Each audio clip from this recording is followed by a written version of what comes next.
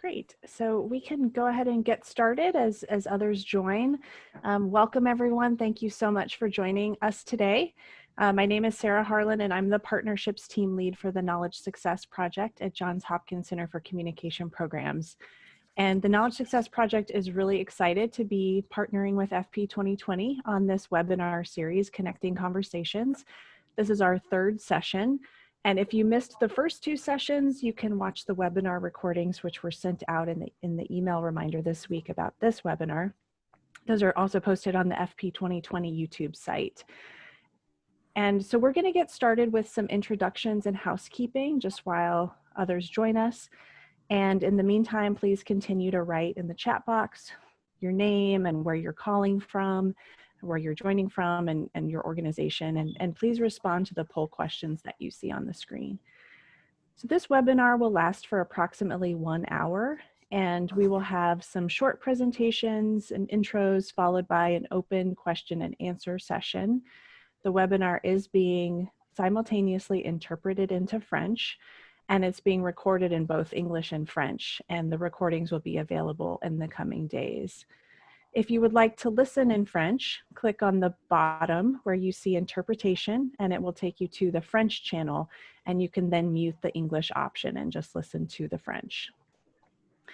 Participants are muted throughout the duration of the session, but if you have questions for our speakers, please type them in the chat box as you follow along, and we'll be collecting them for the question and answer period following the short presentations. My Knowledge Success and FP 2020 colleagues will be moderating the chat box, and we'll get to as many questions as we have time for. So now I'm pleased to introduce you to our moderator for today, Kate Lane. Kate is the Director for Adolescents and Youth at FP 2020, and she will tell you more about our Connecting Conversations series and introduce our speakers. So welcome, Kate. I will hand it over to you. Thanks so much, Sarah. And because we have a really great set of speakers for you this morning, I won't speak for too long. I really want to get to the meat of the discussion, but just very briefly, FP 2020 is partnering with Knowledge Success to implement this series of conversations. We're calling it Connecting Conversations because we want this to not just be webinar presentations, but we want people to have the opportunity to dive into some of these meaty issues that affect adolescent health and well-being. And so over the next year, we'll be hosting a conversation every 2 weeks or so, focusing on some aspect of adolescent health. Today, we're focusing on social norms and the powerful role that social norms play in influencing young people's behaviors and health outcomes. So we have 3 really great speakers from around the world today. We have Dr. Rebecca Lundgren, who is at the Center for Gender Equality and Health at the University of California in San Diego. She's also the director of the Passages Project, which is being implemented, I believe, in DRC. And Rebecca brings an anthropologist's eye to the design, implementation, and management and evaluation of sexual and reproductive health programs. So she's going to walk us through sort of what social norms are and how they really influence behaviors. Then we also have Rahinatu Hussaini, who's the acting director and gender advisor of the REACH project at Save the Children in Nigeria. And she's a gender equality and inclusion expert and currently working with Save the Children as a gender equality advisor and their acting project director. And Rahinatu is very passionate about girls' and women's rights and believes in gender and social justice. And so she will be helping us to understand how social norms play out in the context of where she works in Nigeria. And finally, we have Ria Chawla, who's a senior program manager at the YP Foundation in India. And Ria also has a lot of experience in advocating for sexual and reproductive health and rights across South Asia.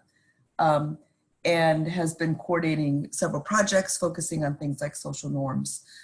So again, we have this great group of people to help us really dig into what social norms are and why they affect adolescent health and why we need to pay more attention to young people's, the social norms that affect young people. So I do invite you to participate in the poll questions here. The poll questions are here. Do answer them. We'll be revealing the answers shortly as the webinar goes on. So at this point, I'd like to turn it over to Rebecca, to kick us off with some explanation of social norms, and then we'll get into some conversations. Rebecca. Hey everybody, I'm really happy to be here with you all. I see a few colleagues from around the world on the call. Welcome. And my job is really to help us by laying the foundation for our conversation today. So just to talk a little bit about social norms and position us for what I hope will be a great dialogue. So social norms are different from individual attitudes and beliefs. They're the unwritten rules about what is correct behavior, often just defined in terms, can you click through again, please? Often defined in terms of what is typical behavior or what others do and what is appropriate behavior. Next slide, please.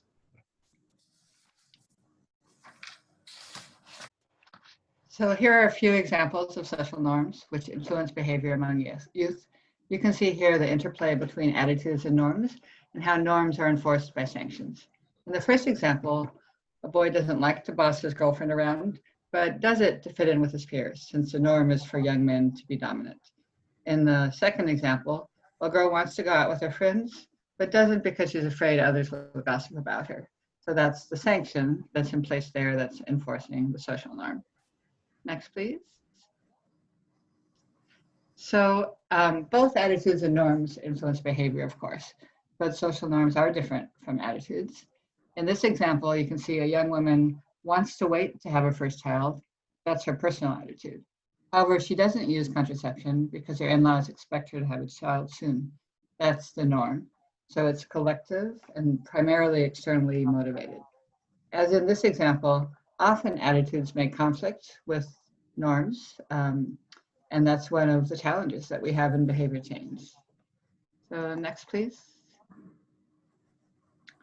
So this slide shows some of the reasons why people might adhere to social norms and give you an idea of where social norms programs must intervene by fostering reflection to bring hidden norms to the surface, maybe working with reference group members to influence the behavior of others, such as faith leaders, or providing individuals with the skills or resources that they might need to resist prevailing norms. Next. So this slide here shows an example of a social norm. In this quote, a new father explains that he doesn't talk about family planning with his wife because the norm is not to discuss these things. When this norm was addressed in a project in Benin, family planning use doubled after just a year. So next slide here. It's also important to think about how norms are learned from infancy. So many social norms, especially those related to gender and reproductive health, are established during puberty or early adolescence. As boys and girls grow up, these social expectations may become solidified and it's more difficult to shift them. Thus, adolescence is a really important moment to help young people recognize and reflect on the norms surrounding them. In this example, you see a young girl talking about what she understands is normative for her, and her mother sort of enforcing really strict rules about gender roles in the household. Next slide, please. So here you can see, a little bit of the discussion about why social norms matter. We know there are many, many, many social norms that influence our behavior every day, but we're coming to understand that there are just a handful of norms that have a strong influence on outcomes across health and development sectors, often through the same mechanisms or intermediate effects. For example, norms about what it means to be a man or a woman in a particular context might influence access to resources and services. It might affect desired family size or the ability of women to make choices about their own health and what is appropriate to discuss. All of these in turn influence the outcomes you see on the right of the slide, such as education, nutrition, and healthy timing and spacing of pregnancies. Next, please. So before I wrap up here, you might be asking, given the entrenched nature of social norms, how do we actually shift them?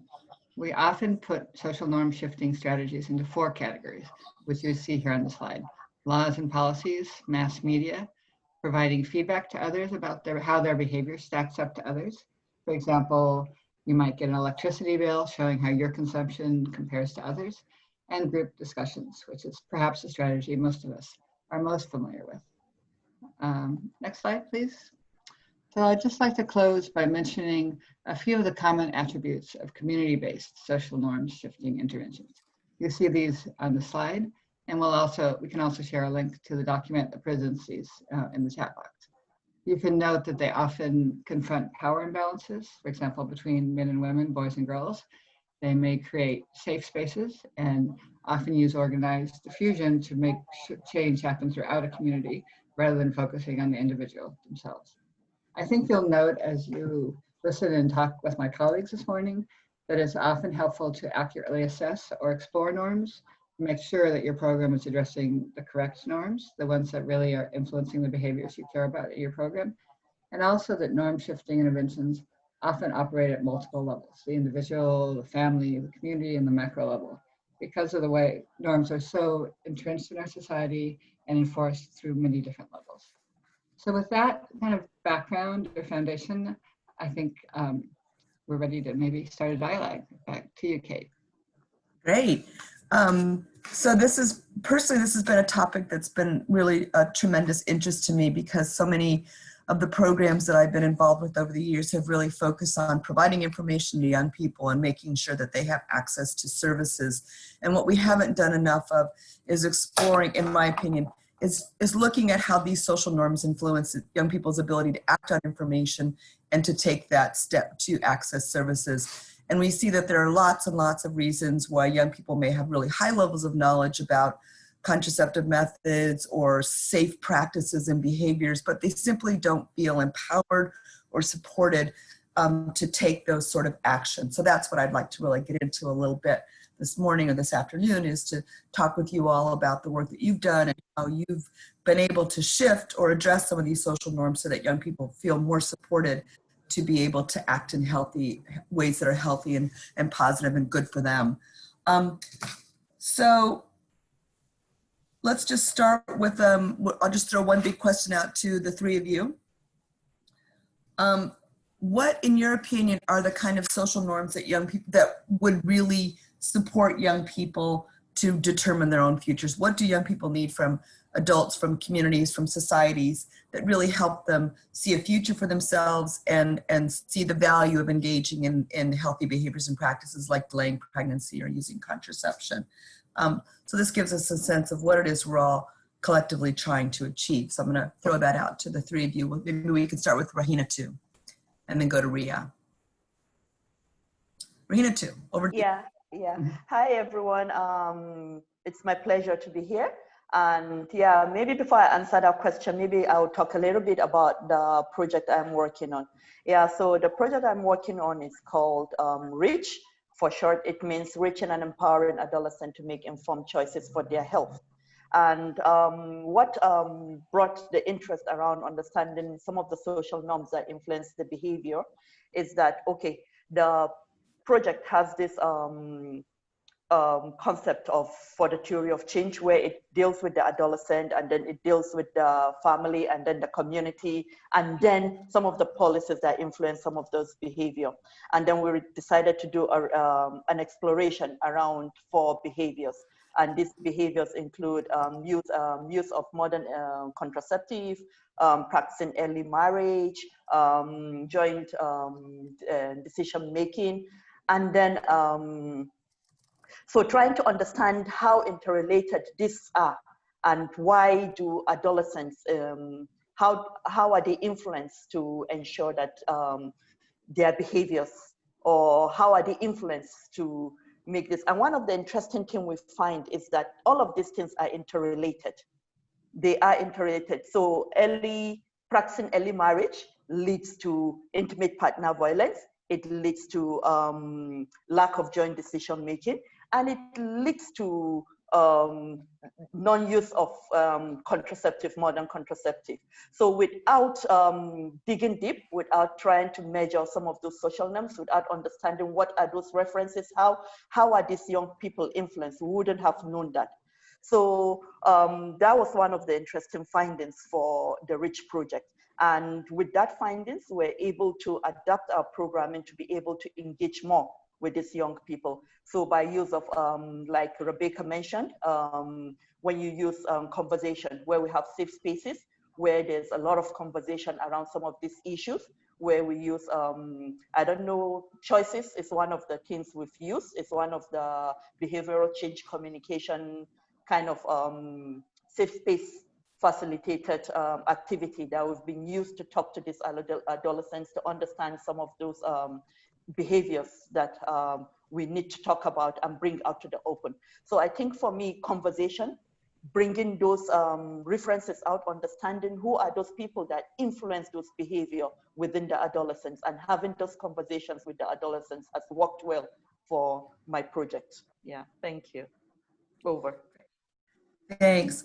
Yeah, communication is really, really important. Open, honest dialogue with young people and providing them with opportunities and platforms, I think, to talk about what they see in their communities and what they see going on around them. Oftentimes we don't really encourage young people to speak up and question. We just tell them that they just need to accept that this is the way things are.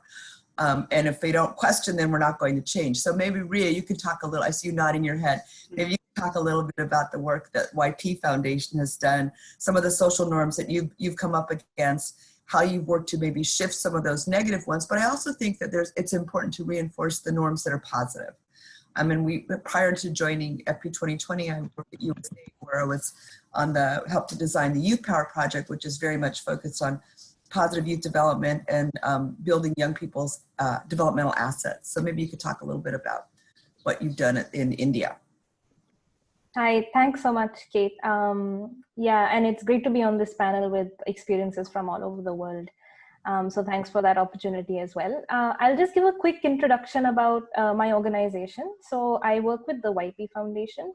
We're a youth-run and led organization based in Delhi, India, and we work primarily on building young people's feminist leadership, and we work on issues of gender justice, sexuality rights, health equity, and inclusive education.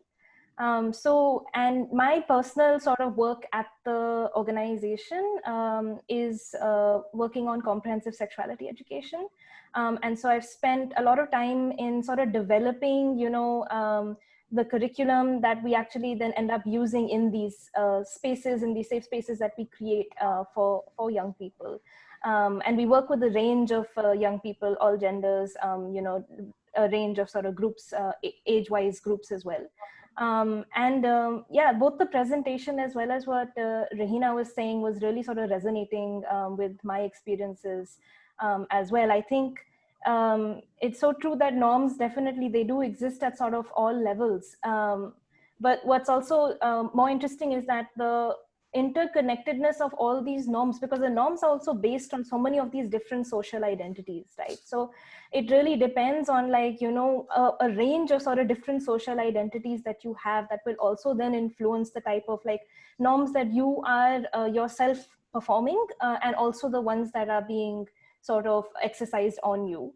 And I think that it's really difficult to get that right mix at the right time. Sort of, it's so complicated to sort of address all of these things at the same time, and the attribution to which norm is taking place due to which sort of identity, it gets really tricky.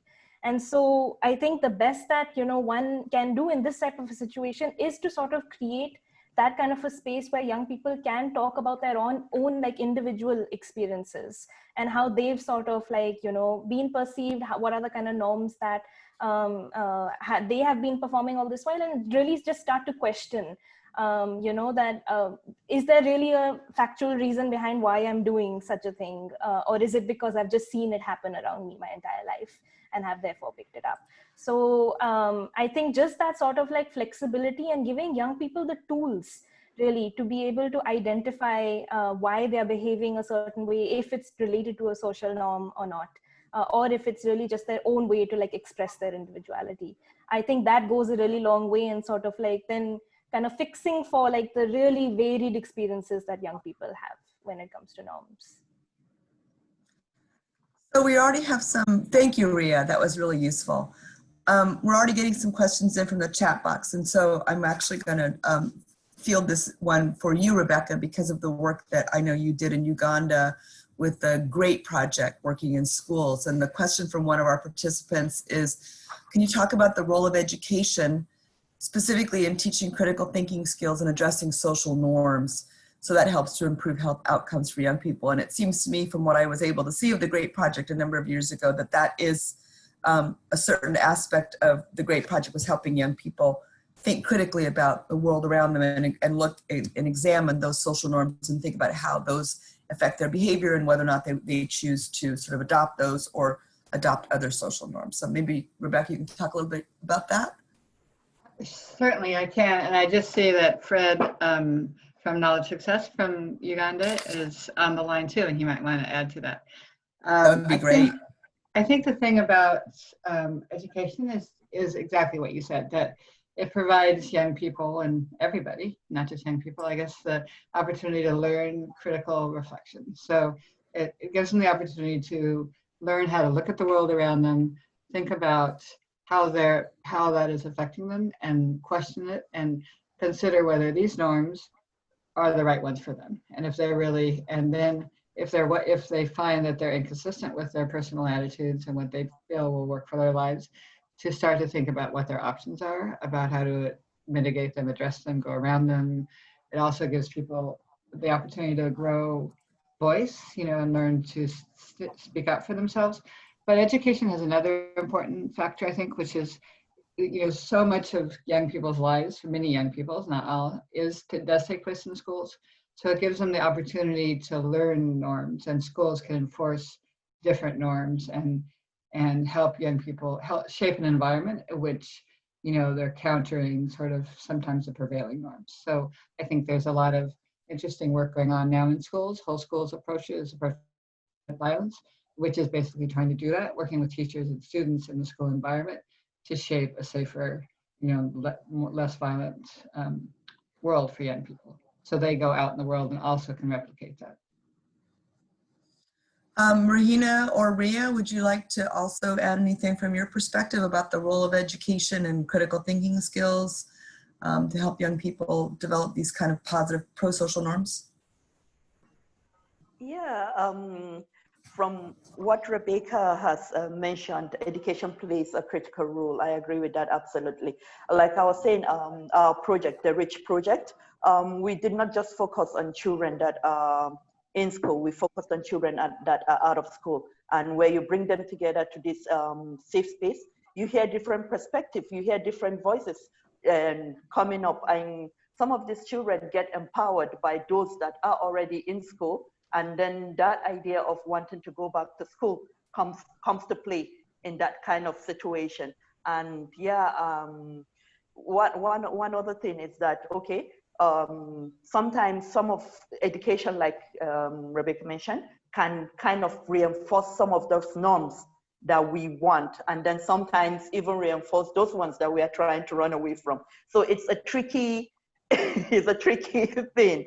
But then I think it's just having a conversation going on, building that empowering the children to be able to know what norms suits them and then what norms they need to start letting go. Yeah, thank you. Yeah. And just to add, I mean, I think critical thinking is honestly one of the most important sort of skills for young people, because it's, for people engaged in the sector, we work on a vast sort of variety of issues and projects, and sometimes they end up being like very specific outcome driven projects, right? And so we might be seeing that we want to impact, teenage pregnancy, for example. But if we're doing that through the mechanism of building the critical thinking skills of young people, that will actually go a much longer way. They'll be able to apply that to like various aspects of their lives as well. And it won't then only be limited to just one outcome. It can actually work in favor of a lot of different outcomes, since we've already discussed this is also linked. So I think critical thinking skills is definitely one of the most important skills for sure. Absolutely. I totally agree. And I think that we're losing that capacity, I feel like, in our own country, of people being able to sort of critically look at issues. So, this is something that I think we need to be teaching in schools. I want to ask kind of a follow-up question to the role of education and teaching critical thinking skills.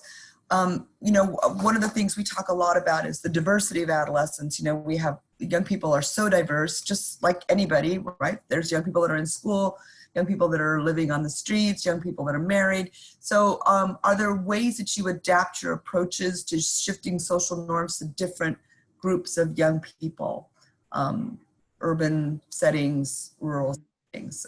So Ria, we'll start with you. We'll just loop back, if you don't mind. Yeah, of course.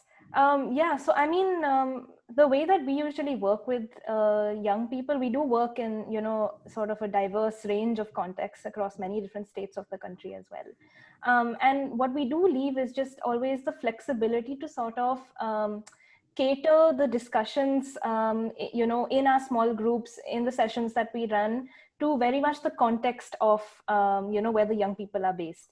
And we do that a lot by also just learning from our programs and reiterating and taking sort of the real, like, lived reality examples that we've heard in our programs back into then the content of the material itself.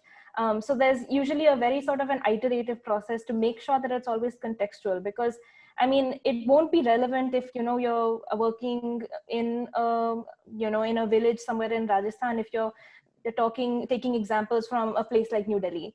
That just will not work. So it's not, you know, very, they won't be able to connect to it right away. And so usually we do a really like iterative process of making sure that all the examples that we use in our programs are very much based from the context where the program is running. And over and above, I think it becomes really important to partner with grassroots organizations, because I mean, projects like ours, you know, the ones that we work on sometimes end up having a time frame. I mean, sustainability has always been like a big challenge on how to sort of like, projects like ours will invest so much, build the capacity of the grassroots organizations. And that I think is key, because then that also enables them to then further sort of fundraise for that type of work and take it forward again and again in the same community. So it doesn't get also just like limited to a certain amount of time. You can carry on the work, because like, I mean, social norms is something that takes a long time to sort of also address. So, yeah. And certainly social norms, I mean, there are broad social norms that we deal with, like gender inequities and economic inequities, but then there are sort of more specific social norms. So you might be more likely to see the pressure of early marriage in rural villages as opposed to urban settings where young women have more access to education and employment, and there isn't this pressure. So I think this is really important that we're contextualizing our social norm efforts to the particular communities. Regina, did you want to add anything from your experience in Nigeria? Yeah, I think it's contextualizing is very important, and then also working with grassroots and CSOs that are working already in those communities. And also, I think one of the things that we found very interesting is working with the facilitators that are based within those communities. So those facilitators that facilitate the safe group are people, are young people within that community that those children can relate to, that those children can easily say, okay, I know this person, and this person is the person talking to me and teaching me some of these things. So I think that's one of the things that we found very interesting. And also working with the younger group. I think what makes the project I'm currently working with very interesting is that we are currently working with 10 to 14 years old, which it's a very interesting group of people. And when talking with them, you can see the diverse thinking, you can hear some of the interesting things coming out from them. So I think for me, those are some of the very critical things that we need to look at, starting very early, bringing some of these conversations out very early, having to hear from them, and then giving them that space to freely talk, to freely interact, and to freely say what's in their mind. Yeah, thank you. Thanks, Regina. And I think I just wanted to reinforce the point you made about listening to young people. Yes, it's really important to be working with civil society organizations, and they often have a really, or grassroots organizations, they often have a really good grasp of some of the dynamics in communities. But it's really equally important to make sure that we're listening to young people, because young people may report things that civil society or grassroots organizations may not be necessarily aware of, because these things are very context specific to young people, or that adults may just discount these particular norms as not important, and yet they are very important to young people. I wanted to ask something of a follow-up question to the follow-up question, which is the, oh, sorry, go ahead, Rebecca. Yeah, I'm sorry. Do you mind if I just say a quick comment? Not at all. I wanted sorry, I to, didn't mean to go. no, it's okay. I just wanted to add something. No, I'm sorry. I want to put something what Ria and Rahina said is sort of in a broader context. So I think Sure. when a lot of our work on the Passages Project, which does take place in DRC, but also in other countries, has been bringing, for example, the GREAT project from Uganda to DRC, to another setting. And one thing that we found is really critical is first understanding what is the norm. So you're going in different settings, because those really vary, as Ria said, in different contexts. So what is the norm? Who is enforcing them? And how are they being enforced? So, reference groups, and then thinking about what are the sanctions.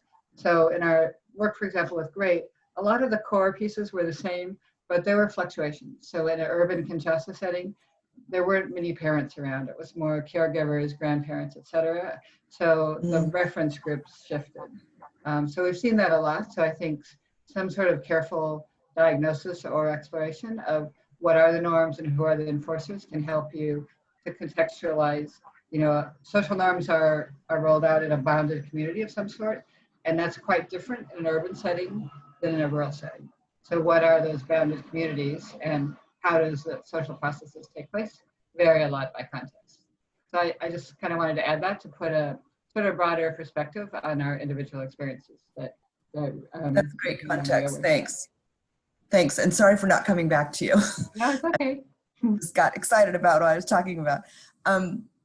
So yes, I think that speaks to the importance of doing a really good diagnostic or an assessment before you start your program. And we will, the last session in this series is going to walk us through some ways of doing these types of diagnostics to try to be able to identify these types of social norms and think of ways that we should address them.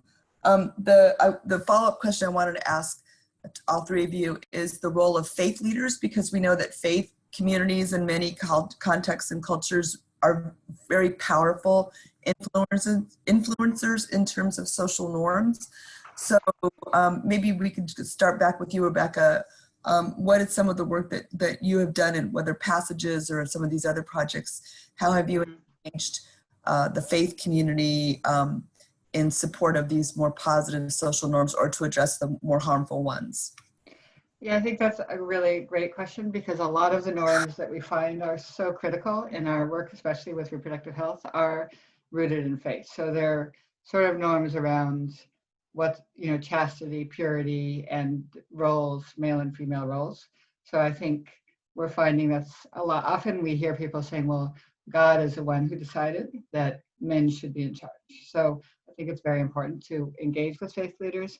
And a good example of that is a work by Tear Fund on a project called Transforming Masculinities, which really works with pastors as well as lay faith leaders and congregations, and where this project is rolling out in Nigeria, but also in Kinshasa, to help them kind of develop safe spaces for faith leaders to reflect on social norms through a scriptural lens and through their faith about the positive masculinities. A lot of the projects is focused on that, and then kind of diffuse that out through sermons and marital counseling and choir and all of the different community structures in the church, or in the case of Nigeria and other in Muslim communities. So I think a good point there is where we found where social norms do flow differently from transforming masculinities have been implemented in rural and urban areas.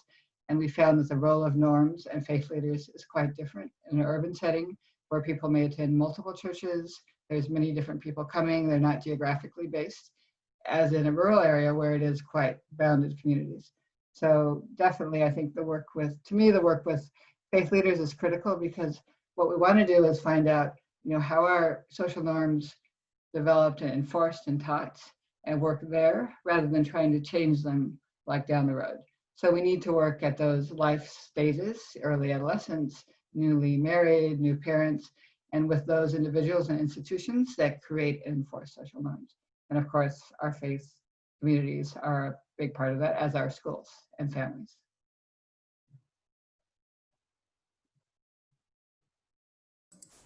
Ria, what's been your experience of working with communities of faith in India? And you're on mute. There you go. Yeah. So I haven't necessarily worked with, faith leaders in the context where I've worked, but just adding, considering that Rebecca was giving an example of a project that worked on masculinities, that's actually been one of a pretty challenging area for us to sort of crack, I guess, for lack of a better word. It's interesting because social norms, like the struggles faced due to social norms, is one of the easiest ways to sort of collectivize people, right? So like even when we talk about like young girls, it's really easy to sort of get the conversation started about gender-based violence with them because they immediately are able to relate to their own experiences. But when you want to talk to boys about such experiences, and especially when you want to talk to them about in the context of, so say, consent, for example, that becomes really challenging because for them, like that social norm works as a reward for them. It doesn't work as a punishment as it does for girls, in the societal structures that we live in. And so based on that, it became really important to sort of figure out that, what are the specific sort of like social identities and the norms around which of those specific social identities would then be more important to sort of even start the conversation on issues like consent with boys. And that's when we realized that we had to take gender completely out of the spectrum to start with, right? We couldn't sort of start comparing boys with girls in the sessions because you would automatically lose them within the first 5 minutes of that kind of a session, that kind of an environment. So you would have to start with sort of like their own lived experiences or the struggles that they face due to, for example, caste-based violence. For example, just the entire idea of the ideal sort of masculine, the hegemonic masculinity that exists. So like break that down first for them before you introduce like norms based on gender, and then sort of help them reflect through that process on how, like, they have experienced certain struggles and it plays out in similar ways where girls then experience other struggles. So that has been an interesting experience for sure. Thanks. Regina, too. No, I know, having worked a bit in Nigeria in the past, I know that religion plays an incredibly important role in most Nigerians' lives. And there's a diversity of faith perspectives in Nigeria. So maybe you could talk a little bit about how you see the role of faith leaders and how you've worked with faith leaders, whether from the Islamic community or for the Christian community, or even other opportunities to engage faith leaders in promoting positive social norms. Yeah, thank you. Thank you to both Ria and Rebecca for putting a kind of perspective around that. Yeah, like you mentioned earlier, Nigeria is a very religious community, and 3 states, the project I am working in, it's in the northern part of Nigeria, where they are more conservative because of the religious interest in those states.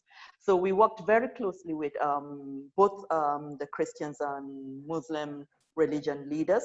And what we did was bring them together, have a residential training around positive masculinity, and then bring out some of the findings from our social norm exploration, and then make them our change agents. So this is what we found out. This is what the research has brought. This is from the mouths of the adolescents. This is some of the issues they're talking about. These are some of the things facing them. This is the conversation going on among the adolescents in your community. This is it. We've taken you through some of this training. We've empowered you to understand some of these issues. We've shown you what social norm exploration is all about. So this is it. Let's go back to our community. Let's try and work around it. And so far, I must say that it's been successful. We've had over over 100 and something faith leaders based in all these communities working as change agents for us, where some of the sermons, some of the things that they were empowered about, some of the things that they were taught about during some of those trainings are being passed down during their sermons in church, during their sermons in the mosque, during some of their conversation, and especially with the women religious leaders, because they get to go into the families, they get to go into the houses of the community people. So we've worked with them a lot, And they've been able to take some of these messages and to have some of these conversations, even within the families of the communities where we work. So we can run away from how important working with the faith agencies are. And I think the best way is open up the conversation, give them most of what you can give them, and then let them be the one to spread it within the community. Thank you. Thanks, Rena. And you said something that you just took the words right out of my mouth, that my experience has often been that providing people with an opportunity or a platform or a safe space to critically examine some of these social norms that we take for granted is a very powerful thing, because we don't often provide individuals or communities an opportunity to sort of look at why we do things the way we do. So this sometimes is just a really powerful opportunity to talk about something that isn't very often talked about. And that in and of itself can spark action. I wanted to just take a quick break in the conversation. We'll come back to it. We have about 20 more minutes, but we did put some poll questions up at the beginning, so we wanted to go ahead and post those poll results. So the question here was that social norms are based on which identities and that play a role in accessing reproductive health information and care for young people. And all of the above is the correct answer. Mm-hmm.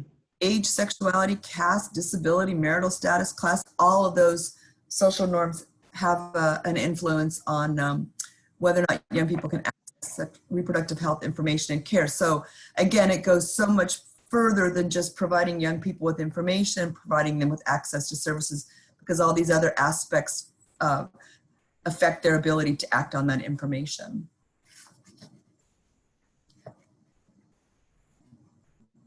The next one is that social norms are taught and enforced by everybody, power holders, matter to an individual, teachers, parents. Everybody is teaching young people social norms and what's expected behavior and how people are expected to act. And then the best way to shift harmful social norms, all of the above again is the correct answer. Yes, we need to do laws and policies, but laws and policies aren't simply enough, especially since many laws and policies aren't well enforced. Having community discussions is a great way to initiate these conversations, but only having community discussions is simply not enough to change social norms. Building young people's assets, and this is not just their financial assets, but it's also their social and developmental assets, so helping them develop good communication skills, helping them to develop good decision-making skills, critical thinking skills. These things are all really important to helping shift social norms. So I'm going to go ahead and close that and would invite our panelists, if you had any comments on the poll questions, if you had any other insights or inputs you wanted to provide, I open the floor up to you now. I just wanted to comment on that last question about sort of the importance of like building youth assets. I mean, there's definitely, of course, the investment on building the skills of young people in the way that, you know, they are more involved in decisions that are made about their lives. That's absolutely like crucial for sort of overcoming and starting to question social norms. But I think what also sometimes ends up happening is that when we are talking about addressing social norms, we get sort of outcome focused, right? And we start to see these in terms of health outcomes, in terms of economic outcomes, in terms of a whole vast range of different outcomes. And sometimes we forget about like actually the need to work on this so that we're ensuring the rights of young people, so that they can sort of like lead their lives the way that they really want to. So I think it's really important to like be mindful of that as well.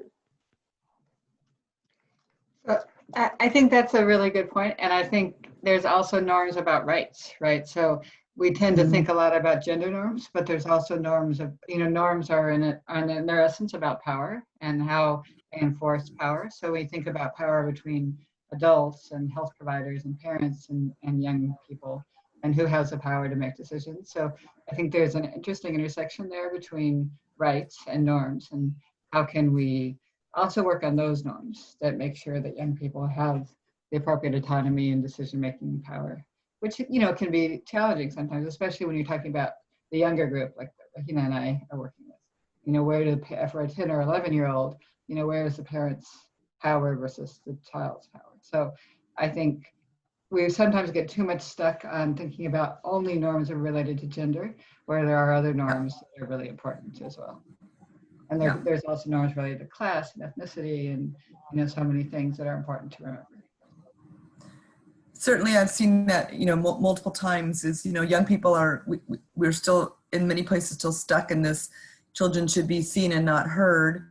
We don't encourage young people to speak up or to share their perspectives or their ideas or their observations. Or if they do, we sometimes tell them, we shut them down and maybe they're sharing a perspective that doesn't line up with the social norms that we feel we should be promoting as a society. Regina, did you want to say anything else about the poll questions or Ria's comment? I think I would say much about Ria's comment, and also to emphasize the importance of opening up that conversation, of giving that space where that conversation happens with those with young people, especially that critical age of 10 and up to 19. That critical age where some of those norms are formed and where some of those issues are left unsaid, and where later on it grows into much bigger issues. So opening up conversation, having conversation with these young people, allowing them to express their diversity and who they are, it's very, very important. So when implementing, I think one of the most important things for me is that idea of working from within, not you bringing what you think is right, but allowing the young people to tell you, this is who we are, this is what we want, and this is the conversation we are interested in. I think for me, that's very critical and very important when we're talking about norms. Over. Thanks. Yeah, I couldn't agree with you more. And we don't give young people sometimes enough opportunity to express themselves, or sometimes they don't necessarily even have the words or the vocabulary. So sometimes we have to help them define their feelings or their ideas, help them with the language, or observe their actions, observe their behaviors, and use those to perhaps, you know, start conversations with young people that allow them to express their feelings and their perspectives. I wanted to, there was a big question here in the chat box that the question is that we focus on adolescence with the hope that the impacts that we see in young people will continue into adulthood. And so, you know, we've been working in adolescence for a number of years, certainly since the ICPD in 1994, and of course the field is dramatically involved. But the question here from one of the participants is, are there any studies or evidence about how these investments in adolescence affect them as they grow into adulthood? And do young people who have been exposed to these types of normative interventions or these types of programs that help them develop these critical life skills, do they behave differently as adults compared to those who haven't been exposed to this type of interventions? It's hard to do that because we don't do longitudinal work very well, but anything that you've come across in your research or your experience, I think would be an interesting observation. So maybe I'll start with you, Rebecca, as our most senior researcher here. Yeah, I can talk about the Global Early Adolescent Study. So it's difficult to research to do. So there are a couple of studies. I think Kate, you might have been involved in one in Jamaica, but it's quite challenging. So we do have some research going on right now that is co-led, I guess, by Johns Hopkins University, called the Global Early Adolescent Study. And that study, they are following a cohort of 10 to 14-year-olds for 5 years. So the challenge with that study is that there's many sites, and we added interventions into several sites, including DRC, the experience I've been sharing with you. So we have a very relatively light intervention led by Save the Children, working in collaboration with the Ministry of Gender, the Ministry of Health, the Ministry of Health and Ministry of Education, to work with 10 to 14-year-olds and their parents.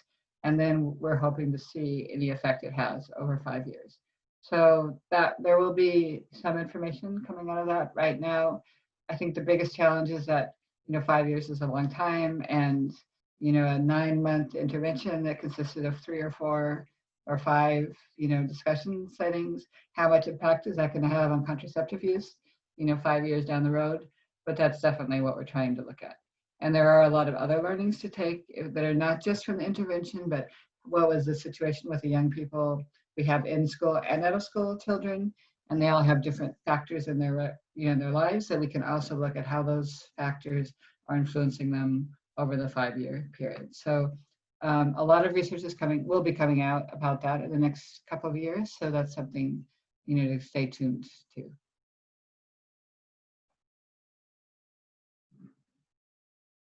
Rahina, too, any thoughts about how these interventions seem to affect young people as they mature into adults and beyond? I think one of the earliest thing we had starting this conversation is when Rhea mentioned that norms are not easily measured. It takes a long time for some of these things to be measured. Yeah, and like Rebecca mentioned, like my project, we plan to have an evaluation to see some of those approaches that we've used and what effects or what changes have they brought.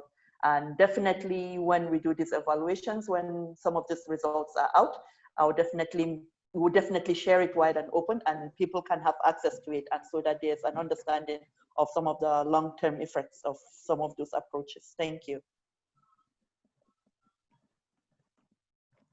Sorry, Rhea, you had some thoughts as well. Yeah, I mean, I don't know of any like particular longitudinal studies, you know, with sort of concrete evidence, but like from our own experiences of having run sort of sessions with young people, especially when we talk about sexuality with young people, we've had people like come out to us during sessions, right? And that for sure like has a major sort of influence on their entire life going forward as an adult, as a young adult, as an adult. All the way throughout their life. So like those are definitely the sort of like changes we also see when we start to address norms around sexuality.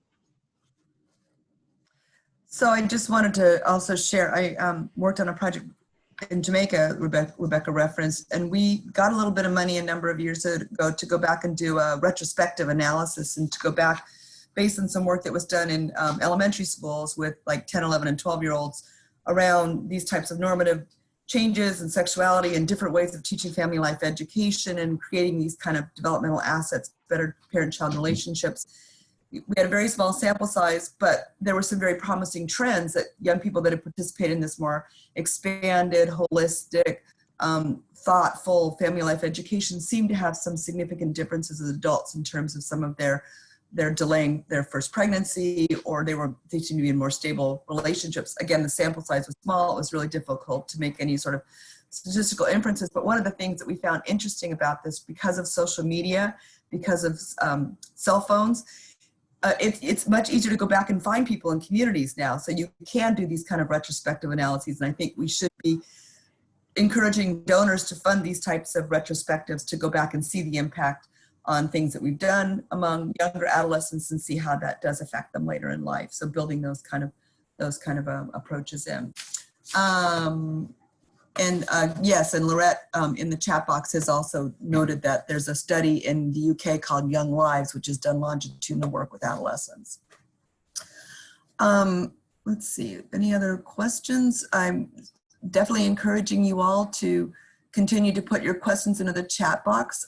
We did see, there was one here about policies and laws. And so, you know, oftentimes our advocacy focuses very much on policies and laws and making sure that the policies are there, that the laws are there as a response to changing harmful norms, like early marriage, for example. We pass laws and policies around early marriage, and yet we see in certain situations early marriage, it persists or the practice goes underground. Or we're seeing now in the pandemic, of course, that early marriage seems to be on the rise in certain communities because of families are panicking over their ability to support you know, their girls in safe environments. So can you talk a little bit about what you may have seen around the influence of policies and laws and how those have been able to or not shift social norms? Can I start with Rahina? Yeah, one of the work we're doing is around the Child Rights Act. It's been Many of the states we're working on are yet to domesticate that. And some of the intervention we are trying to do is to work with policymakers to ensure that the Child Rights Act is domesticated. Because if domesticated, some of these issues around child marriage, around violence and abuse, all of them would be tackled. So yes, a lot of advocacy, a lot of lobbying, communication with policymakers, and engagement with them to ensure that some of those acts are passed. It's very important when it comes to norm shifting. Yeah.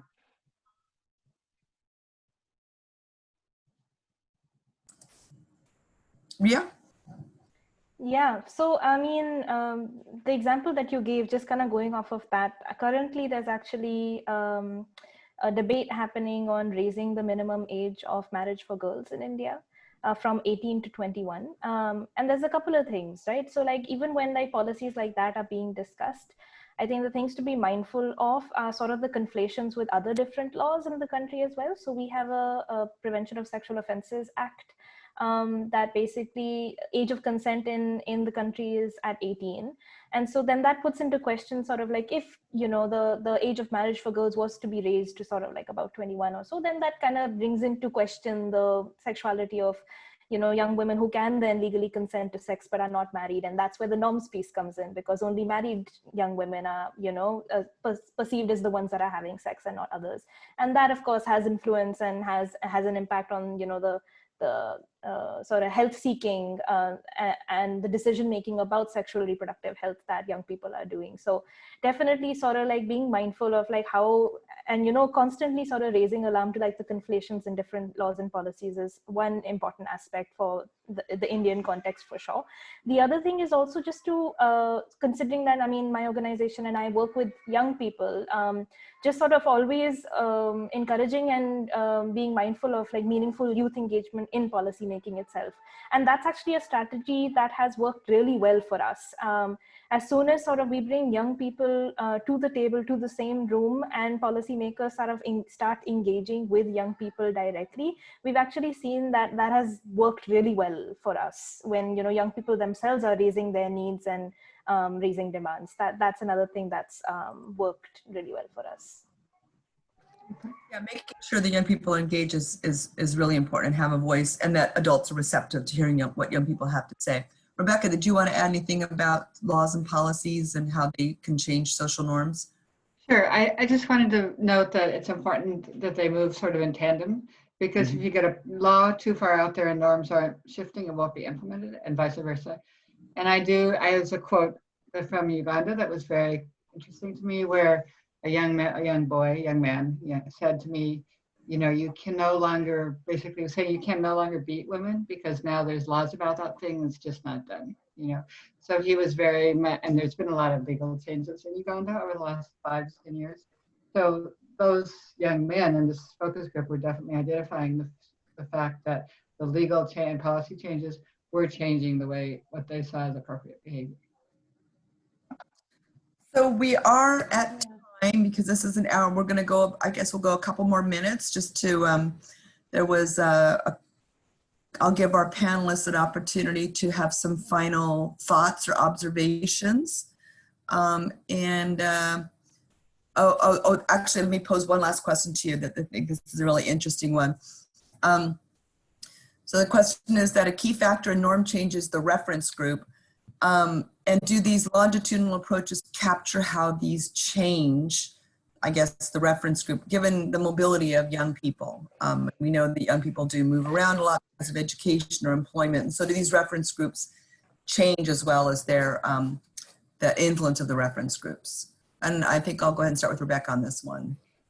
Yeah, so I don't think that the Global Early Adolescence Study is capturing that particularly well, because it's only focused on adolescents. So one of the challenges is those other reference groups aren't captured, except for a little bit from their perspective. So they definitely do change.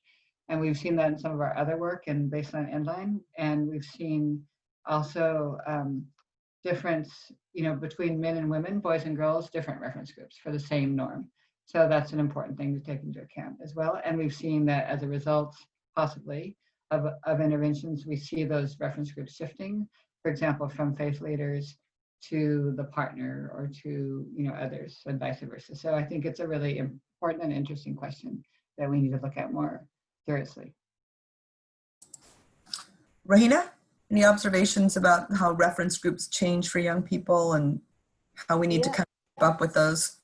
Yeah, agreed. Like I mentioned, working with 10 to 14, like during their exploration, when you ask them what is their who are their reference group, and you get that information, by the time they get older, by the time they move on, like they move from maybe being at home and then probably going to a bigger environment, you find out that it changes. It changes over time. And then especially, or when they get married, especially for the younger girls, when they get married, you find out that it's no more their mother, it's now their spouse. So you find those changes happening even within a short period of time.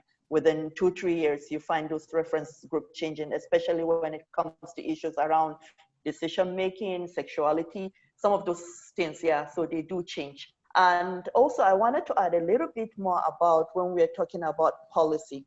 You know, speaking from a context, from Nigerian context, where we're struggling to even make sure that some of those policies are even domesticated and adapted and accepted within some of the states we're working.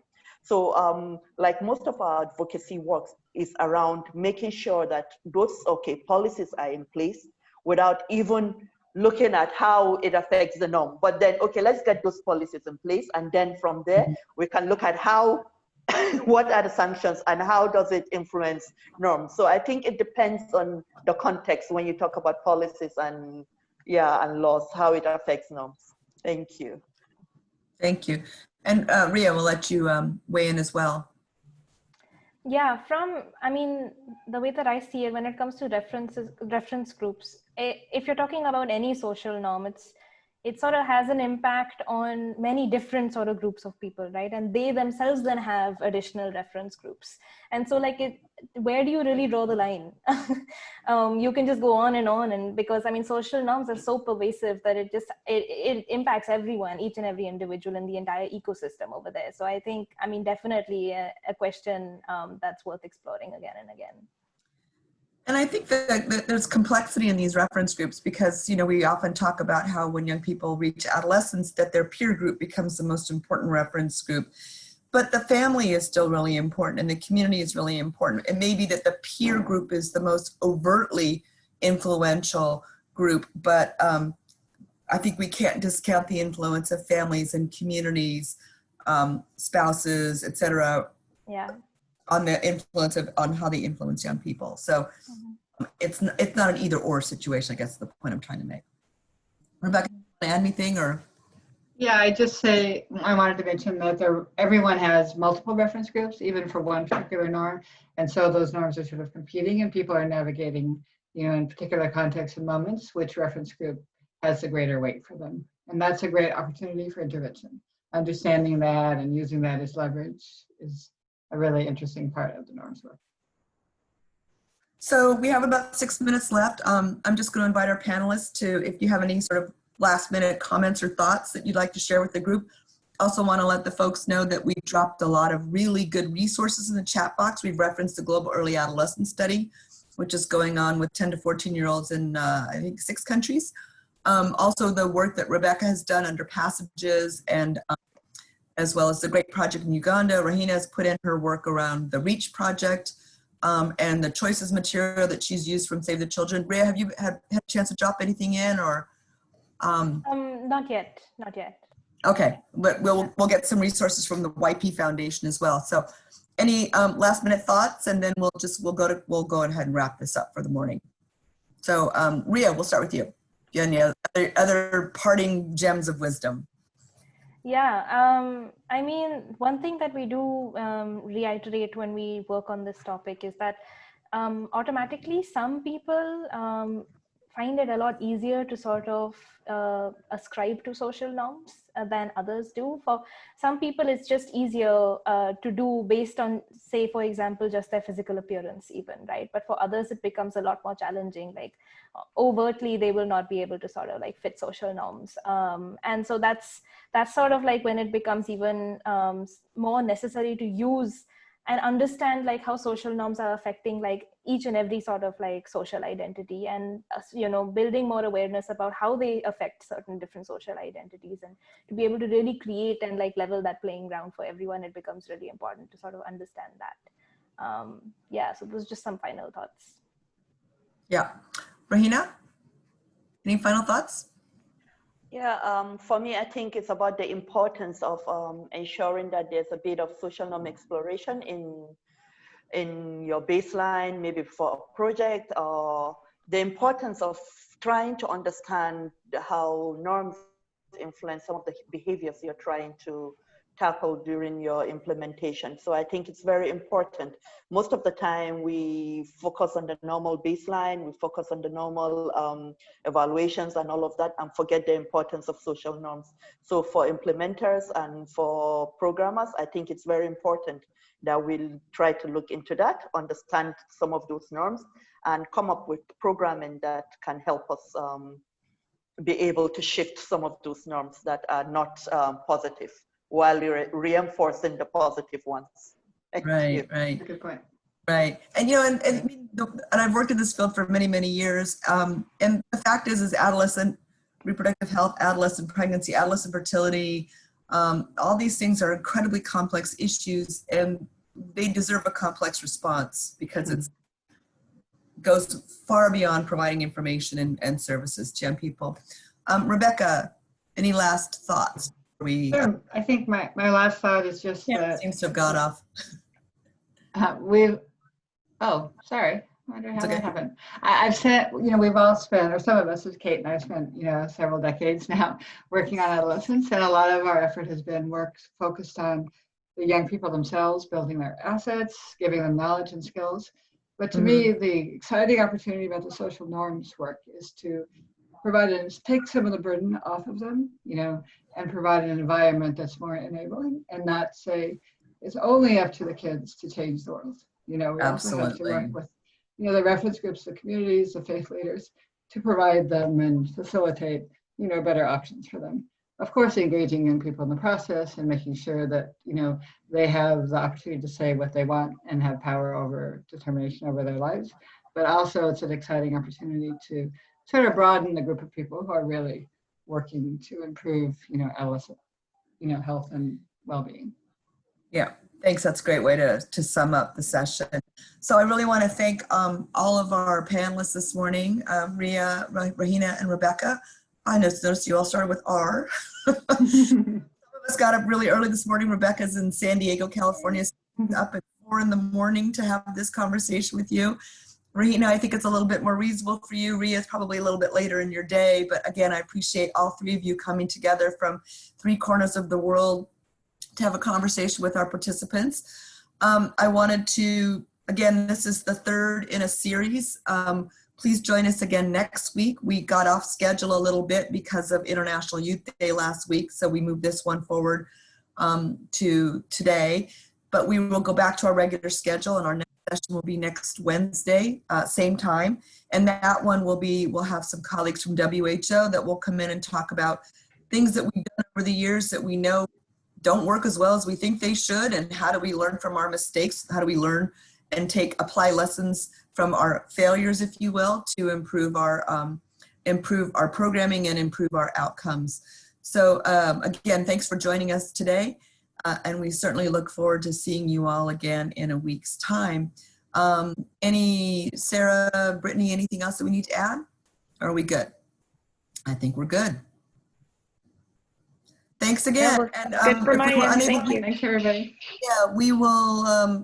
We've taken note of the questions here, and if there's any that we were unable to address, we will certainly try to address those in some kind of a follow-up email or posting. Thank you so much. Bye, everybody. Thank you. Bye, Thank everybody. you. Bye.